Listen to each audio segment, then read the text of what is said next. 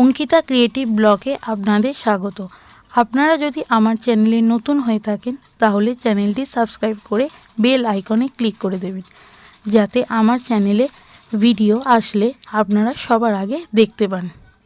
আজ আমি চলে এসেছি ইয়াশ দাশগুপ্তর টেলিভিশনে কামব্যাক নিয়ে কথা বলতে।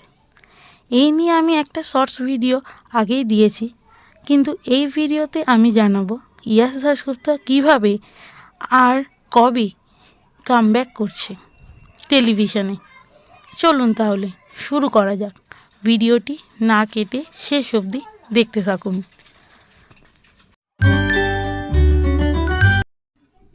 ইয়াশ দাশগুপ্ত, যিনি এখনও অরণ্য নামে খ্যাত, যিনি বোঝেনা সে বোঝেনার মাধ্যমে জনপ্রিয়তা লাভ করেছে।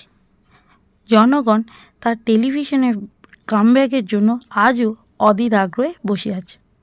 এরই মধ্যে সোশ্যাল মিডিয়ায় তার একটি ভিডিও, যেখানে তিনি বলেছেন তিনি টেলিভিশনে কামব্যাক করছেন। আমি আবার ফিরে আসছি টেলিভিশনের পর্দায়। দেখা হচ্ছে তোমাদের সকলের সাথে খুব শিগগিরই। এই একটি ভিডিওতে মানুষের মনে শোরগোল শুরু হয়ে গেছে যে ইয়াশ দাশগুপ্ত কীভাবে, কখন, কবে আসছেন টেলিভিশনে। সেই অপেক্ষার অবসান করিয়ে ইয়াশ দাশগুপ্ত সোশ্যাল মিডিয়ায় জানিয়ে দিলেন তিনি কখন কবে আসছেন। দেখে নিন সেই ভিডিওর ঝলক। বাবা, আমি তো আমার ফার্স্ট ফ্যামিলি মানে অডিয়েন্সকে অলরেডি জানিয়ে দিয়েছি। আরে বাবা, আমি না, আমরা আসছি টেলিভিশন। মানে আমাদের প্রথম ছবি সেন্টিমেন্টাল নিয়ে।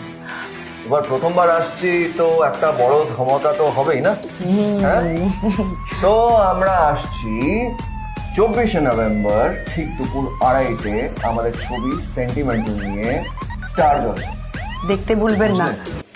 তাহলে ইয়াশ দাশগুপ্ত টেলিভিশনে আসছে মানে তার ওয়াইডি ফিল্মস প্রোডাকশনের ফার্স্ট সিনেমা সেন্টিমেন্টাল নিয়ে 24শে নভেম্বর দুপুর 2:30-টে টেলিভিশনের পর্দায়, অর্থাৎ স্টার জলসায়।